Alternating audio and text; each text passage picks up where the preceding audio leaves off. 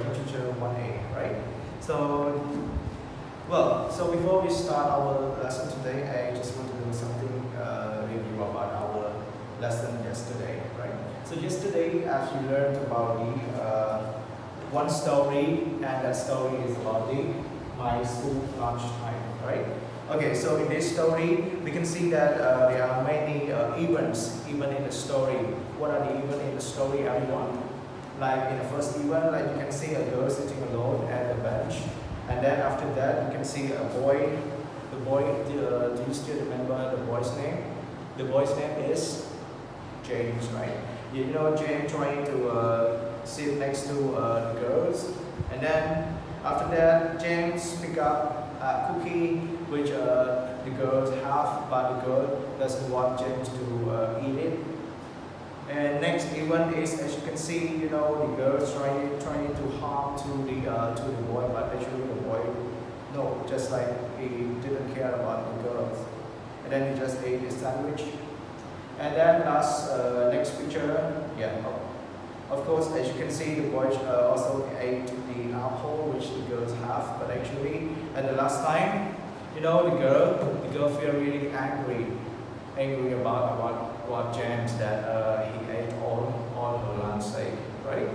Well, so in this story yesterday, what we have is first you're gonna have the title. Like if you want to make any paragraph or any story like this, you have to choose the best title, and then we also have the orientation. Orientation will refer to the way you start your event. I mean, like before you're going to start the events of the story, you have to make the orientation first. Okay. So like in our orientation yesterday, it was last Wednesday. It was a beautiful day, so I decided to eat lunch outside on the school playground. So this is to talk about the orientation of the story. So when you finish the orientation part, you can go to the event. So the event is what we have talked about it at the moment. Like we have we have 5 events in our story, right? So and the last one is the ending. The ending you have to make, you have to make something that, if you want to end your story, what is your opinion about that story? Okay, good. Well, so today we are going to learn. We are going to continue our lesson, which is about part 2. Is about pre-writing, right? Well, so let me ask you one question. Right. So, can you make a sentence without subject or without verb? Is it possible or not? If you sentence without subject and without verb. For example, let's look at the whiteboard together. I to school. Do you understand about this sentence? It's not correct, right? So we need to have verb. I go to school. So it makes sense, right? Yeah, I go to school. But if I just, or I can say I don't want to use the subject, and I just write like this, go to school. Does it make sense? It doesn't make sense, right? So you need to have the subject.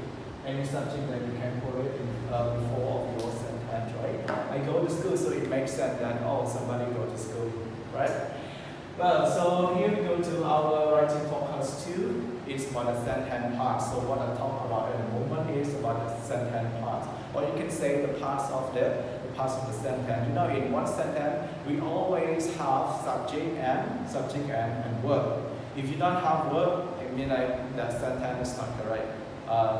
Doesn't make sense, right? Well, so here we go, sentence part. Point A is about all sentences have subjects. Remember, all sentences have subject. Here, they are he, she, it, I, you, we, they. They are one subject, right? If we stand in front of the subject, they are the subject. Understand? Next, we also have many subjects like the name of someone like John, like Dennis, or school, building, nurse. Get it? So it doesn't mean like he, she, it, I, you, we, they, only the subject. in the sentence of the sentence. It doesn't mean like this. It means like every every word that stand in front of the sentence and have any have anything to do with that with that kind of word phrase or any object. So it means like they show us about the subject of that sentence. Okay. Part B, they also have verb. Of course, they also have verb. So in here I also provided some verb. As you can see, the verb run, walk, study, be. So be here we refer to verb. Am, is, and is, or are. Right? Good. So part C, the verbs tell. Actually, the verb tells us about what subject does. Right? Well, so for verbs, the verb always tell what a subject does and what a subject has, is, or feels. That's why we need verb. We need verb in our sentence to make our sentence correct and make sense, right? All right. So number one, what a subject does. Yeah. The verbs also tells us about what a subject does. Like go, like eat, have, and study. For example, you can look at our sentence. Here, my friends helped me. So I want you to tell me which one is the verb of this sentence. The verb have, right? Yeah. So have is the verb. So I should call it. Okay. So friends. Friend is stand from the subject of this sentence. Get it, everyone? So it shows, in this sentence it shows us about my friends. My friend do what? Does what? Have, right? Good. So number two, the verb also tells us about what a subject has, is, or feels. So in here I also provided you some verb that we can use it for show us about what a subject has, is, or feels. Like like the word have, like the word is, the word were, the word want, and the word like. We still have many more verbs that you can use with, right? Okay, so let's look at the example. The building is very tall. Again, is also a verb, but it stands for verb being, right? Yeah.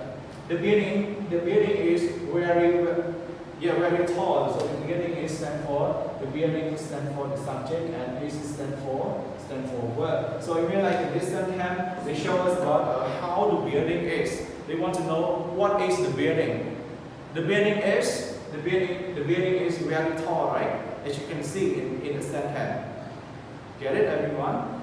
Yes, good. So to make sure that you understand about this lesson, I also provided you some of the exercise practice in the other side of the whiteboard here.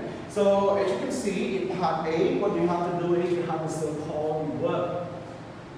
I think this exercise is really easy for you, but to make any good paragraph, you also need to learn about how to structure of each sentence. Of course, in our lesson it's about the sentence parts, right? Good. So number one, can you tell me which one is the verb? His cat ate all the milk in the bowl. The verb ate, right? Yeah. Ate is the verb.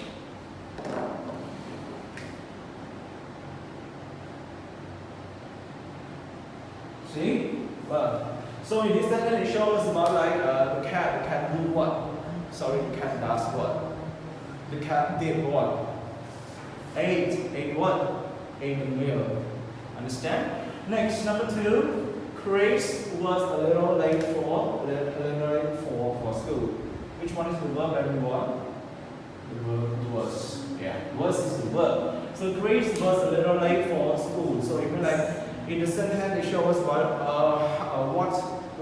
what Chris is, or sorry, what Chris was what? Was late for school. Get it? Number three, she visited 5 cities in India. As you can see, she is stand for the subject. The word visited, visited is the verb. As you can see, it is in the past form, right? So in this sentence it shows us about she did what? She did by visiting, right? Yeah, she visited 5 cities in India. Number 4, 3 cute dogs were playing together.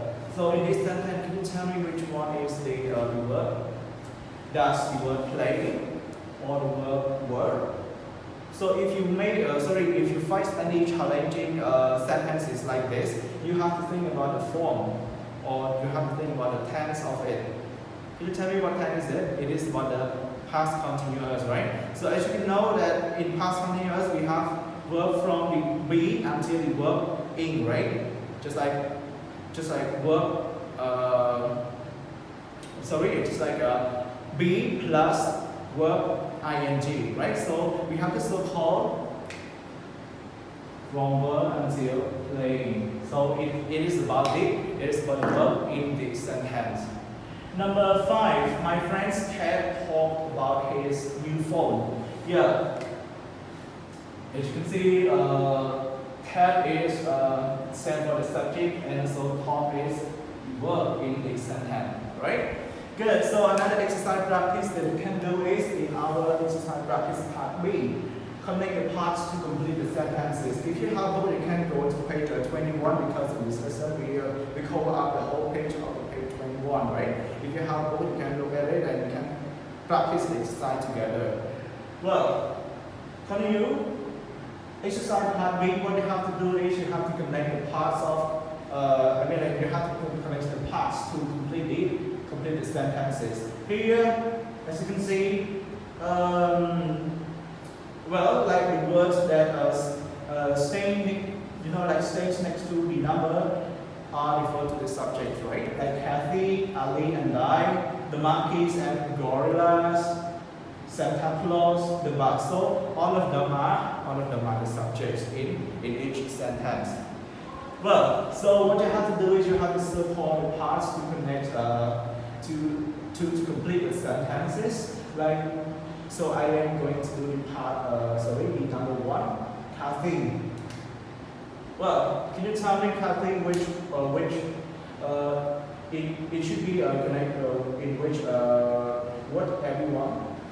So here, our verb live, ran, is, finished, gave, and another object or another phrases we have me a gift.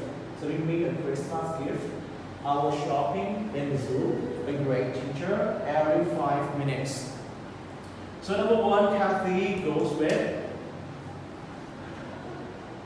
is. Yeah, Kathy is in the zoo. Yeah, it sounds should be correct, but we have to mind about other sentences. Okay, so Kathy is a great teacher. Well, again, Kathy is a great teacher. Number 2, Ali and I. Ali and I what? Finished what? Ali and I finished our shopping.